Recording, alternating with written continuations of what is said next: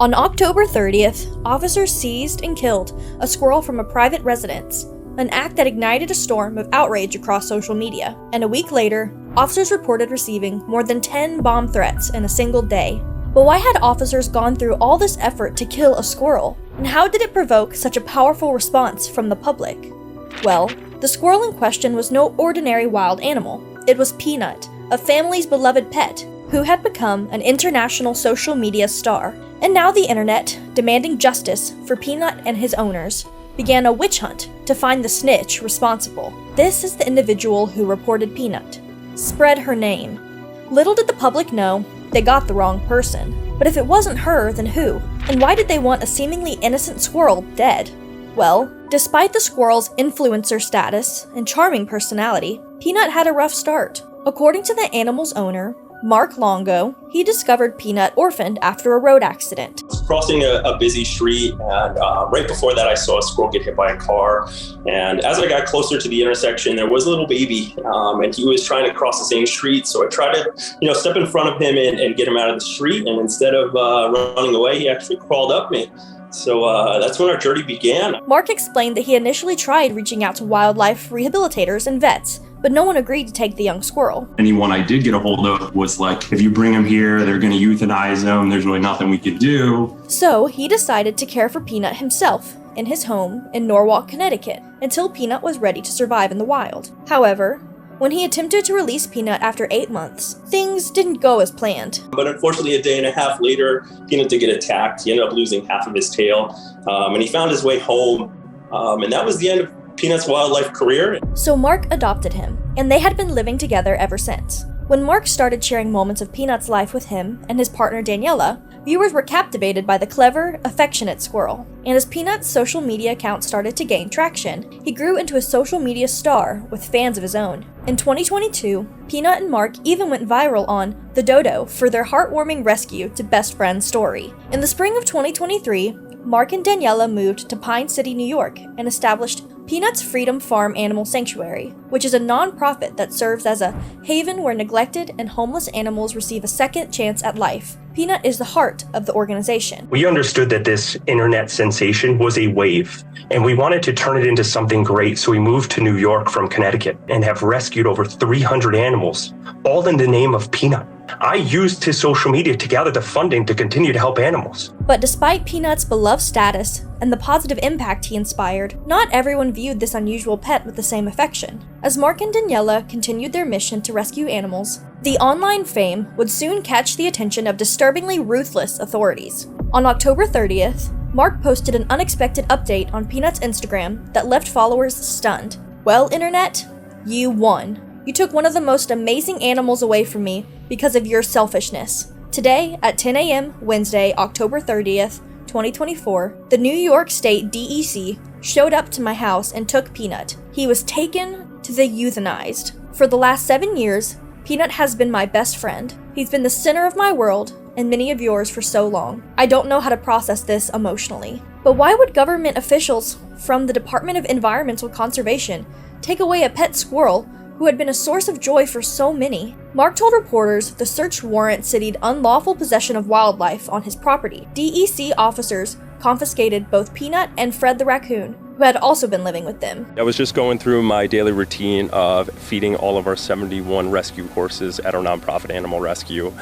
Midway through that, a line of DEC officers, about 6 to 8 of them, showed up and gave me a warrant for a squirrel and a raccoon. 2 days after seizing the animals, the DEC released an official statement. Following multiple reports from the public about the potentially unsafe housing of wildlife that could carry rabies and the illegal keeping of wildlife as pets, DEC conducted an investigation. DEC's investigation is ongoing, and additional information will be provided as it becomes available. The Chemung County Department of Health also commented, noting that federal agencies are coordinating to ensure the protection of public health. Mark argued he was getting his paperwork done to own Peanut legally, but the procedure takes time. We were ready to comply. We were ready to get the paperwork. We were in the process of doing that. We needed a little bit of guidance from the DEC. For Peanut's fans, the news was both heartbreaking and infuriating, so they would rather have him euthanized than to let him live an amazing life full of love. Make that make sense.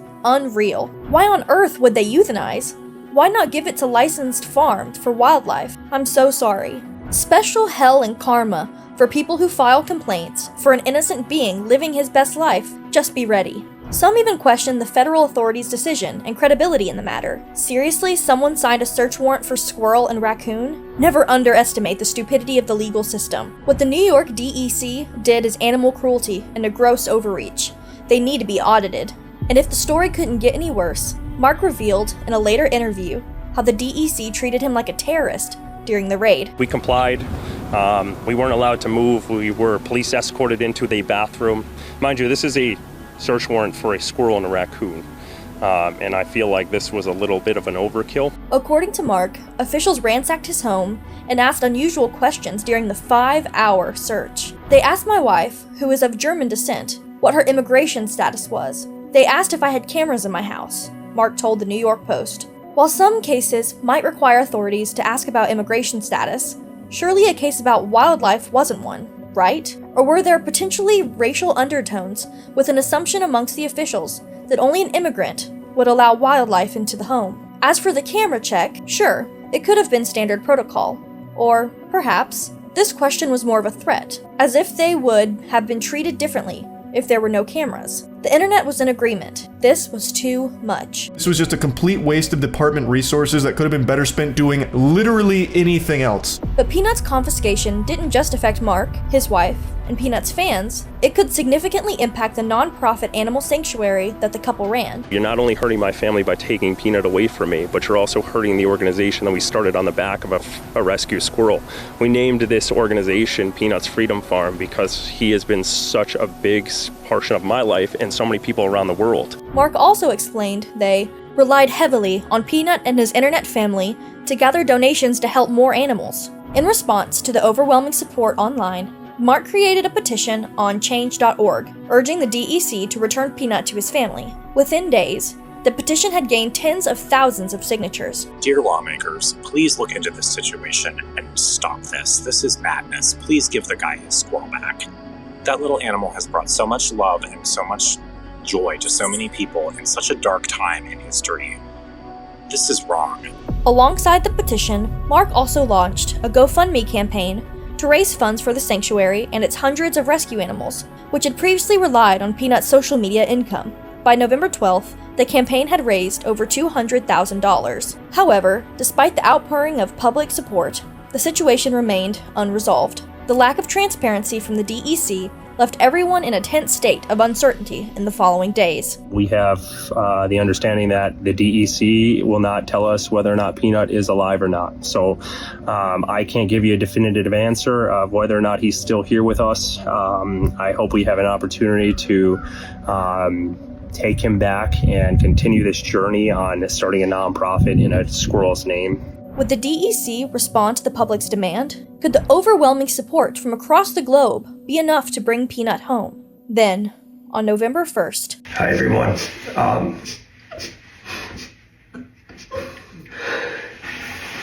I don't know how I'm going to say this.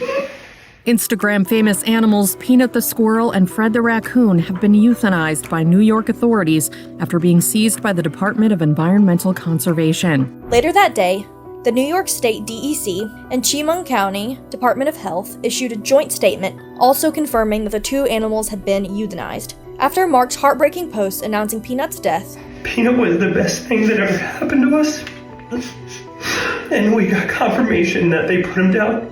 the existing support for Peanut and backlash against the federal agency only increased. No, this is insane. Surely the authorities have bigger things to worry about. How can some anonymous complainer cause the death of a living being who is harming no one? Sue for emotional damages, damages to your business, and loss of income or property for this abhorrent act. This cannot be tolerated. This is so wrong. Shame on this government. But how extreme could this outrage get? The DEC could never have anticipated the heights this backlash would reach. Public anger reached such a peak that DEC offices reported receiving over 10 bomb threats in a single day following Peanut's confiscation and euthanization. And some even found the commissioner of the DEC's LinkedIn and left backlash there. But even if Peanut was seized due to illegal possession of wild animals, Why did the DEC feel it necessary to euthanize him? Well, if you could believe it, things got even worse. The DEC explained that both Peanut and Fred the raccoon were euthanized to test for rabies. The DEC cited that a person involved in the investigation was bitten by Peanut, making the rabies test critical to prevent potential disease spread.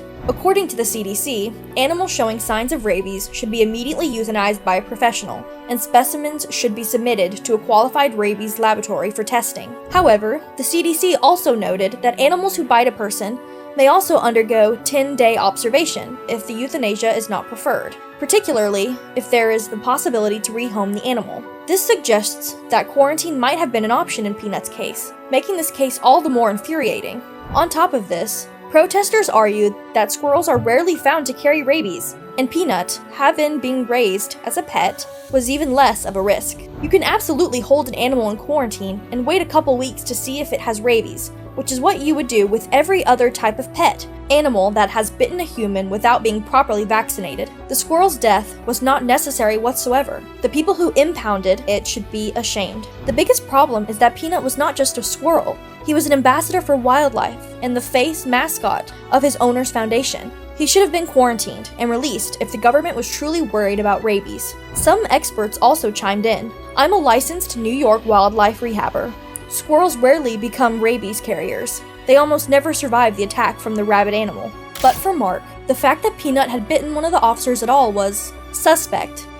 Peanut's bitten me 5 times in 7 years. Peanut also is an animal that only knows me. So why wouldn't you have protective gloves on and protective equipment to allow an animal like him that to bite you? Also, to be honest with you, I don't buy it whatsoever.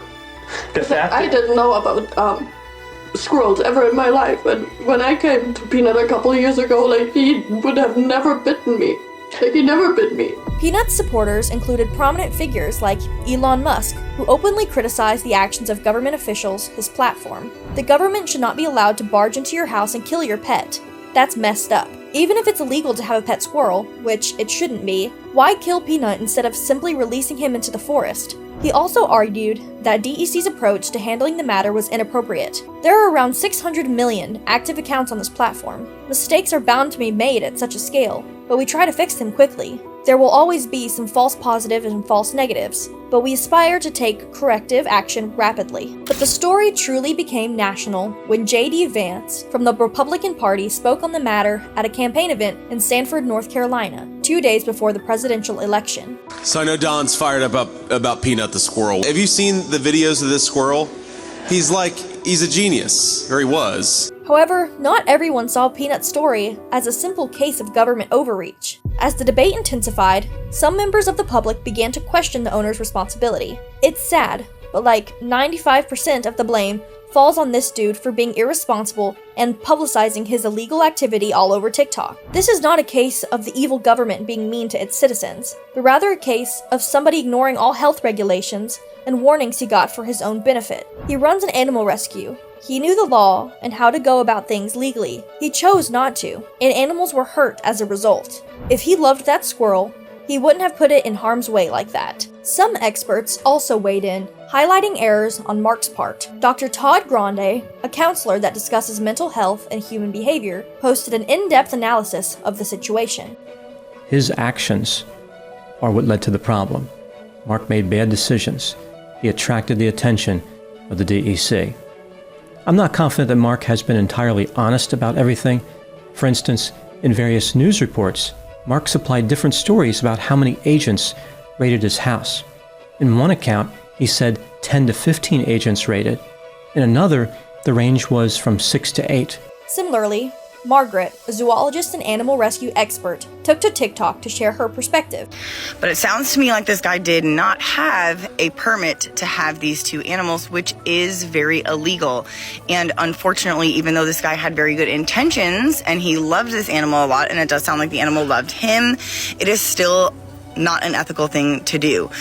You are taking a wild animal out of its environment and then you are raising it so that it can no longer go back out into the wild. For context, in New York where Mark lives, it is illegal to keep wildlife like a squirrel as a pet. The only legal way to care for a squirrel is by obtaining a wildlife rehabilitator license. which is explicitly for the purpose of rehab and eventual release into the wild, not permanent ownership. In Mark's interviews, he did mention being in the process of obtaining a license. However, the entire process should have taken around 2 to 6 months, depending on Mark's preparedness for an exam, application, DEC scheduling and processing times, and facility inspections. As we know, Mark released Peanut into the wild after 8 months of rehabilitation back in 2017-2018. Now, 6 to 7 years later, that should have been enough time to get a license. However, it's possible there's information we don't know, making the process more complicated. With so much heated debate, how would Mark respond after losing a close companion?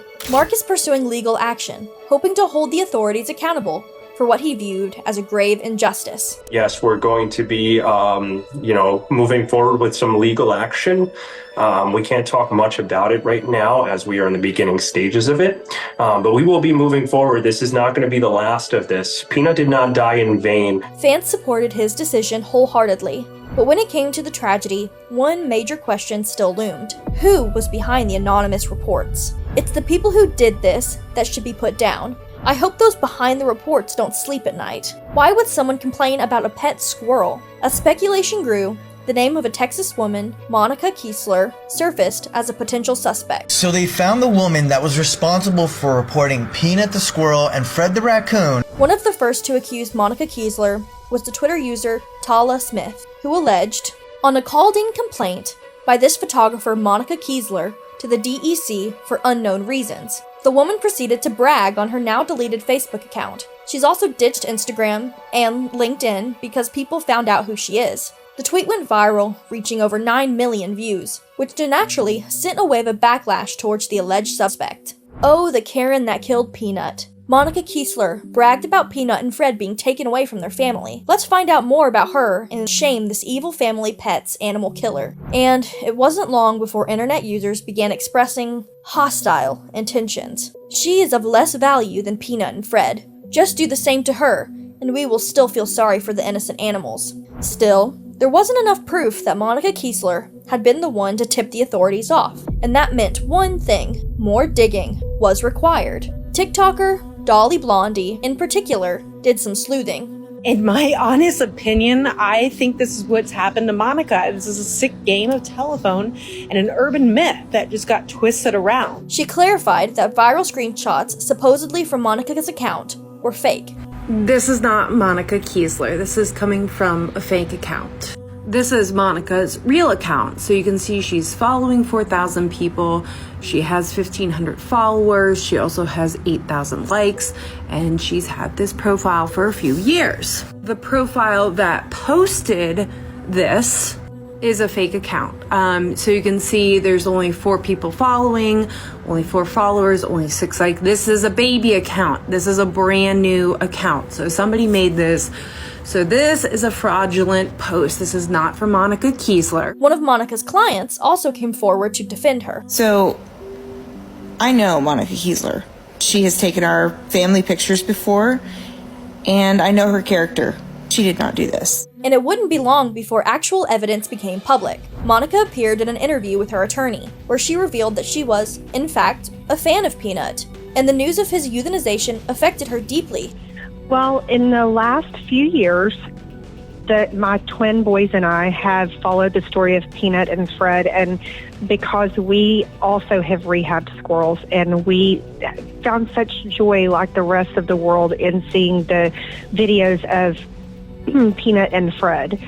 She also stated that a New York Freedom of Information request proved that she had no association with any reports to New York authorities. I made a FOIA, a Freedom of Information Act request yesterday, and received it via email today that proves that I was actually not in any way, shape, or form involved in reporting the Longos or Peanut or Fred. Monica's attorney also filed a Freedom of Information request for all complaints and records related to Mark Longo and Peanut. When those records are returned, he hopes to identify the actual person who made the anonymous complaint. And this brings us to another layer of the story that might hint at darker motives. What if the suspect wasn't upset at the idea of owning a squirrel, but actually disgusted by Mark's other activities in the same household Peanut lived in. If there's one thing the internet can provide, it's information. Soon enough, people discovered that Mark and his wife had an OnlyFans account. On the account, Mark referred to himself as Squirrel Daddy and Peanut's Dad, alongside all his explicit content. This quickly became a focal point for critics, many of whom accused Mark of ulterior motives. He was clearly luring people to his OF page with very obvious adult content in the videos, but using the squirrel as the initial bait because he was cute and adorable. One thing that irked me a lot was the TikTok/Reels, where the squirrel was featured and was the main thing, but he always made sure to be very explicit in showing his bulge and smashed into the tightest pants ever while playing with the animal. I feel bad for the squirrel, but that guy was clearly using it for his own gain. He could have just lived happily with the animal but had to promote his OF. Mark firmly rejected these allegations, arguing that OF was simply one of several income streams that enabled him to start the nonprofit for rescue animals. And I have an OnlyFans page, so this was something, not that it's relevant to this, it's not like I promoted on Peanut's page, it was a way for me to make the money I had to make to buy this place. Mark did, however, tell TMZ that he suspects his OF account is the reason his farm got raided in the first place. So, was it possible that it was someone in his inner circle that tipped authorities off? Mark and his wife reportedly babysat some of their neighbors' children. It's possible some neighbors or friends may feel uneasy about this considering their job, or potential access to their content in their home. It could also be a potential reason why DEC asked unusual questions, like if they had cameras in their home. Or this can point to someone completely outside his circle, a lurker online who doesn't support adult content, especially when Mark appears to benefit from Peanut's name. Still, others believe this didn't change the core issue of the incident. We don't care about his OnlyFans page. Let's focus on what the government did. If OF is their side hustle, I don't see how that changes the story or makes them scammers all of a sudden. Are we judging people's character now to validate what happened to them? Where are you drawing the idea that monetary donations don't go to the animals? If anything, their OF can better support their lifestyle. As for Mark, he continued to use his platform to raise awareness about what happened to Peanut. I'm not trying to promote this, I've been hearing people that I'm trying to promote my pages. This is not anything that's what's going on. I want justice for my animals. But what would justice look like for Peanut? And more importantly, is there a way to change the system to prevent this from happening again? On November 5th, New York Assemblyman Jake Blumenkrantz proposed an amendment to protect sanctuary animals from similar fates. It is called Peanut's Law, Humane Animal Protection Act, and reportedly, it will introduce several reforms to New York's environmental conservation law. What happened to Peanut was a tragedy, and this heartbreaking event needs to be investigated. I'm Assemblyman Jake Blumenkrantz, and as a state lawmaker and an animal advocate, this tragedy can be an agent of change for our process and system in which there is animal seizure. Under the new law, stricter animal rights protections would be enforced, including a mandatory 72-hour waiting period before euthanizing any sanctuary animal, and the right for an emergency appeal through a designated DEC review board. The law would also require confirmation from a licensed veterinarian in cases deemed an immediate risk. It will also encourage greater transparency by requiring quarterly reports on seizing animals and timely releases of euthanization details. And that's the legacy Peanut leaves behind. One small squirrel that sparked a movement that might just reshape animal welfare laws for good. After all, as Peanut and Mark's relationship proved, one man's pest could be another man's beloved pet.